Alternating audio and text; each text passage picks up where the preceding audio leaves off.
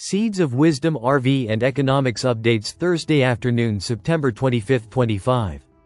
Listen to the full version on the official dinarreport.com website and become our supporter on Patreon. Good afternoon. Dinar recaps: Pakistan and Vietnam push toward preferential trade agreement. Islamabad and Hanoi are strengthening ties with a planned preferential trade agreement, PTA, that could lift bilateral trade from under $1 billion to a $5 billion target. Deepening bilateral relations. Pakistan and Vietnam have shared friendly diplomatic and trade ties since 1972, but relations have accelerated since the 2000s under Pakistan's Vision East Asia strategy. Pakistan reopened its embassy in Hanoi in 2000. Vietnam followed with embassies and trade offices in Pakistan by 2005. Leaders from both nations have exchanged visits, underscoring growing political and economic alignment.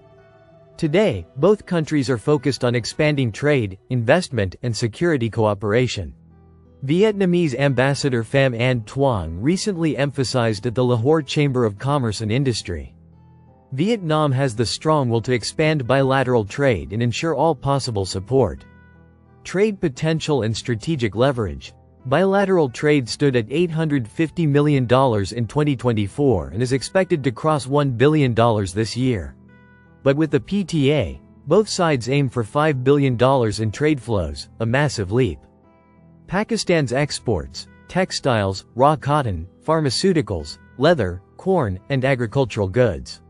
Vietnam's exports: electronics, man-made filaments, coffee, tea, and spices. Pakistan's Special Investment Facilitation Council, SIFC, is pushing to attract foreign investors, while Vietnam is inviting Pakistani capital in manufacturing and technology. Trump's tariffs have reshaped global trade, and both Pakistan and Vietnam are leveraging U.S. protectionism to diversify partners and strengthen their resilience. Mutual advantages and shared growth. The PTA will help both nations address structural economic challenges while building synergies. Pakistan brings low-cost labor, natural resources, and a growing export base. Vietnam offers industrial expertise, rapid manufacturing, and global market access. Cooperation ensures mutual gains while reducing over-reliance on Western markets. This expansion is framed not as an alliance against others, but as a peaceful strategy to raise living standards, reduce poverty, and stabilize regional economies. Why this matters? The Pakistan-Vietnam PTA reflects the larger multipolar trend in global trade, where nations are building parallel economic frameworks outside US-dominated supply chains. For Pakistan, this is part of its Vision East Asia pivot, deepening links with ASEAN economies.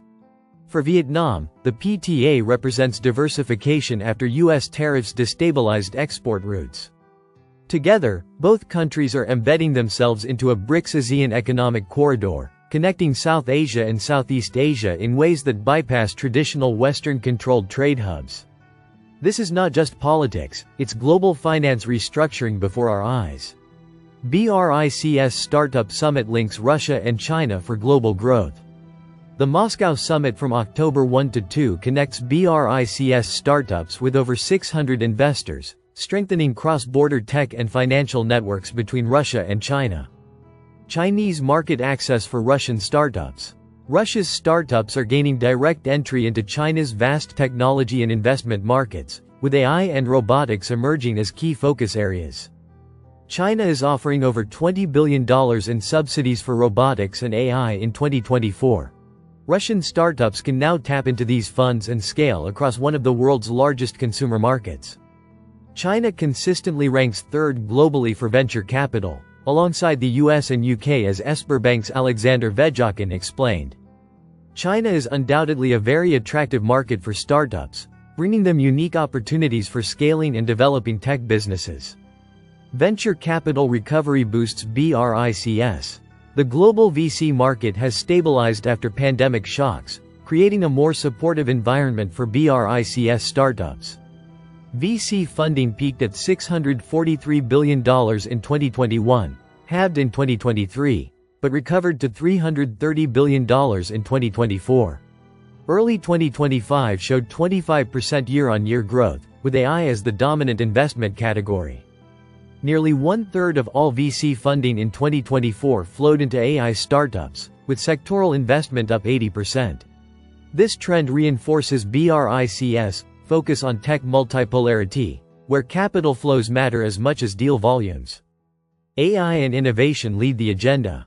The Moscow summit places generative AI at the center, aligning Russian innovation with China's state-backed industrial strategy.